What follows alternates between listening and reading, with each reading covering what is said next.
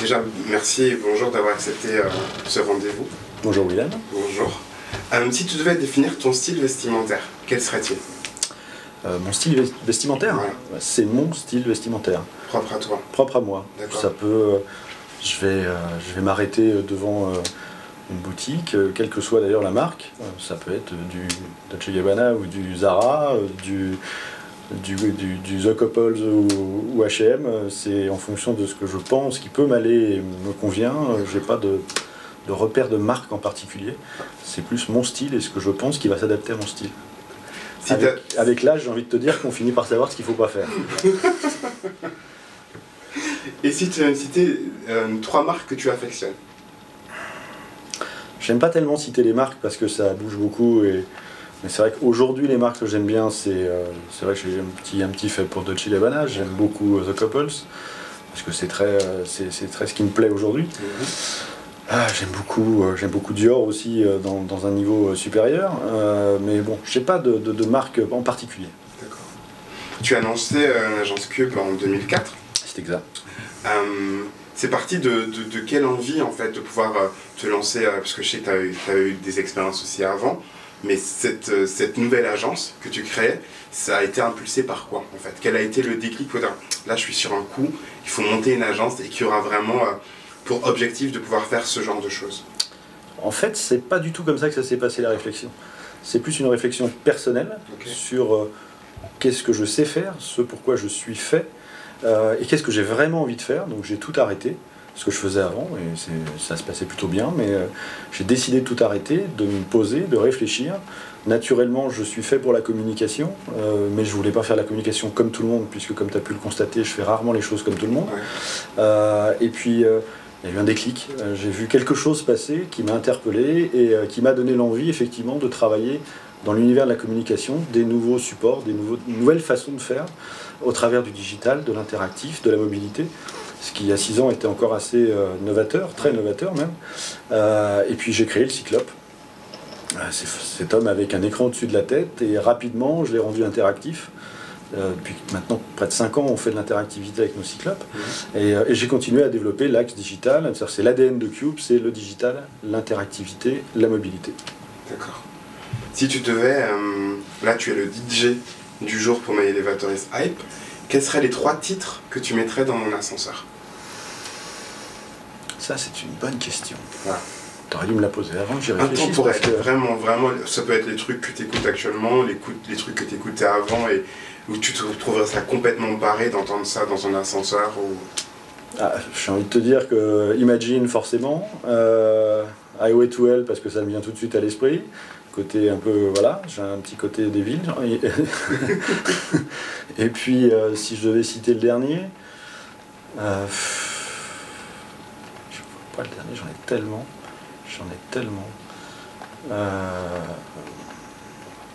Patti Smith, je cherche le titre. Because the Night. D'accord. Très cool comme ascenseur. Très très bien. Je sais que tu as pas mal baroudé pendant l'été. Un petit peu, oui. Un tout petit peu. Quel a été ton dernier choc visuel? Voilà. Mon dernier choc visuel... C'est de la question, ça.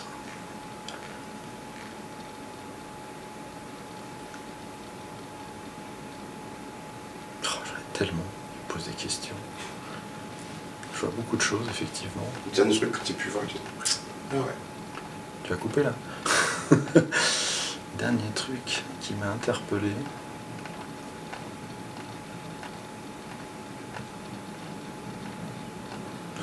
Quelque chose de simple en fait, cet été en Crète, en haut d'une colline, perdue avec ma tribu, où j'ai vu tout, je sais pas si tu as vu cet été, j'ai beaucoup communiqué sur le bleu. Oui. Voilà, c'était tout bleu. C'était tout bleu, le ciel était bleu, totalement bleu, la mer bleue, j'étais tout seul, perdu là-haut avec ma tribu. Et oui, ça m'a beaucoup interpellé, ce calme et être au milieu de nulle part. C'est ça qui m'a en fait m'a ressourcé. Après j'ai plein d'images de choses mais qu'on voit tous tout le temps, donc j'ai encore une fois pas envie de faire comme tout le monde. Il se passe beaucoup de choses aujourd'hui, on est atomisé d'images en permanence. C'est plus des choses simples en fait. Les choses simples m'interpellent beaucoup plus que les choses sophistiquées, même si j'aime les regarder. Avec le recul et ton expérience, tu sais qu'il y a plein de jeunes entrepreneurs, etc., qui se lancent sur ce marché un peu du digital et de la création. Quel serait le conseil que tu donnerais en fait à quelqu'un en fait qui aurait envie de se lancer là aujourd'hui? Écoute, à partir du... ce que je leur dis souvent d'ailleurs, parce que comme tu le sais, j'en connais un certain nombre et je suis un peu adopté par cette bande. Je suis un peu le papy de l'histoire. Mais en l'occurrence, c'est quand on a une idée, qu'on y croit vraiment, il ne faut rien lâcher. Il ne faut rien lâcher d'abord parce qu'on ne donne rien. Et puis qu'il faut vraiment croire à fond ce que l'on fait et aller au bout, vraiment au bout, et ne rien lâcher. Voilà, souvent on me dit aussi comment tu as trouvé les idées. Pour trouver les idées, il faut chercher. C'est un peu la base, c'est simpliste comme réflexion, mais oui, il faut chercher, et une fois qu'on l'a trouvé, il ne faut pas lâcher. D'accord. Et est-ce que tu as un regret? Quelque chose que tu aies pu faire, et tu dis non, peut-être à ce moment-là, c'était pas forcément le bon choix? Non, ça, j'ai pas de regret dans ma vie. C'est quelque chose que j'arrive à écarter, je ne m'interdis pas grand-chose. J'adore les folies. J'ai pas de regrets, aussi peut-être de ne pas avoir été Géo Club Med quand on me l'a proposé. J'aurais pu vivre quelque chose d'intéressant, mais ça aurait peut-être changé d'ailleurs le cours de ma vie. Mais non, je n'ai aucun regret, aucun. Si c'était à refaire, tu referais tout pareil? Oui, peut-être encore avec plus de folie encore, avec plus de réflexion aussi quand on est jeune, parce qu'on a tendance à croire que tout arrive tout de suite et en revanche il faut apprendre, il faut travailler pour justement être capable de faire les choses. Et on croit que quand on est jeune, on croit qu'on est capable de tout de suite. C'est pas tout à fait vrai, enfin à mon sens. Alors, après il y a des petits génies, hein. On en connaît certains qui ont su réussir très vite et très jeune, mais la règle générale c'est plutôt de prendre le temps aussi avant de se lancer, ou en tous les cas quand on se lance, de prendre aussi, d'acquérir de l'expérience. D'accord. On parle souvent du coup de cœur des gens, mais là en fait, dans My Elevator is Hype, on aime bien aussi l'autre versant. Si tu devais en fait, voilà, là ta carte blanche, quel est ton coup de gueule du moment, du jour ou à l'instant T, quelle est la chose en fait qui t'agace ou qui te secoue un peu de l'intérieur? Comme tu me suis un peu, tu sais que des coups de gueule j'en passe en permanence, puisque mon slogan c'est Shoot, Move and Act. Je n'arrête pas d'autant que faire se peut de la ramener.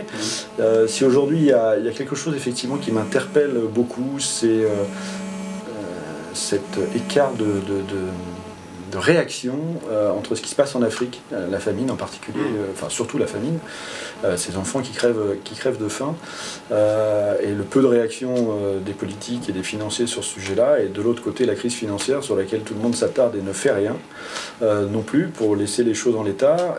Oui, ça m'interpelle beaucoup. J'ai tendance à hurler intérieurement et en tous les cas à la ramener en permanence sur ces sujets-là, parce que je pense aussi que c'est la seule façon de faire bouger les choses, c'est de dire les choses.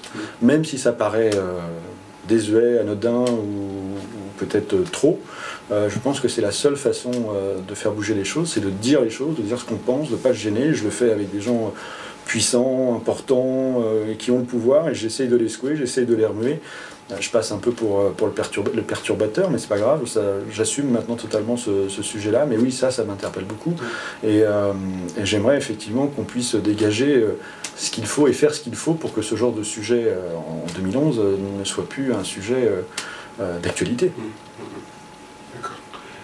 Si tu devais me faire une petite confidence, je sais que voilà, ton agence elle se développe, vous avez pas mal de partenaires, etc. Quelle serait la petite confidence que tu pourrais me faire là, actuellement, comme ça au pied levé? Je vais t'en faire une petite qui est pas tant que ça, mais je pense qu'on va pas tarder à traverser l'océan Atlantique. D'accord. Pour un gros projet, un petit projet, un moyen projet? On va dire que si on le fait tout seul, ce sera un petit projet, et puis si, comme certains regardent un petit peu ce que fait Cube aujourd'hui et pourraient s'y intéresser, on va peut-être se faire dans le cadre effectivement d'une levée de fonds, d'un nouveau partenariat pour accentuer le développement de Cube, c'est clair. Et pour toi, Cube dans 10 ans, projection? Tu sais, comme je dis souvent, je ne pense jamais au futur, il viendra bien assez vite. C'est pas de moi, c'est un certain Albert qui l'a raconté celle-là. J'avance. Dans 10 ans, où je serai, ce que je ferai, j'en sais rien. La seule chose que je sais, c'est qu'aujourd'hui je prends du plaisir à le faire, je prends beaucoup de risques. Mais j'avance, et comme je te disais tout à l'heure, je suis mon conseil, je lâche rien, et j'irai au bout de cette histoire. Je ne sais pas où elle va m'amener, je ne sais pas comment elle va m'y amener, mais j'avance. D'accord. Par rapport à un bouquin, un livre en fait qui t'a interpellé, et que tu me dis, voilà, tu devrais lire ce bouquin. Un bouquin qui pour toi en fait a été une découverte ou une source de réflexion aussi par rapport à ce que tu es, ce que tu fais et ta vision de la vie. J'ai beaucoup aimé, c'est pas récent comme livre, mais c'est une partie de Albert Einstein qui n'est pas très connue, enfin pas très connue, la majorité des gens, c'est tout l'aspect philosophique d'Albert Einstein, et je te conseille de lire, oui, les citations. L'aspect philosophique d'Albert Einstein est très intéressant, en tout cas moi il me parle énormément. Cet homme est un génie, pas uniquement sur les parties mathématiques, mais également sur l'aspect philosophique. Ouais, je crois qu'il avait tout compris à la vie. C'était Pascal Cube pour My Elevator is Hype, et merci à toute l'équipe de votre accueil, et à bientôt.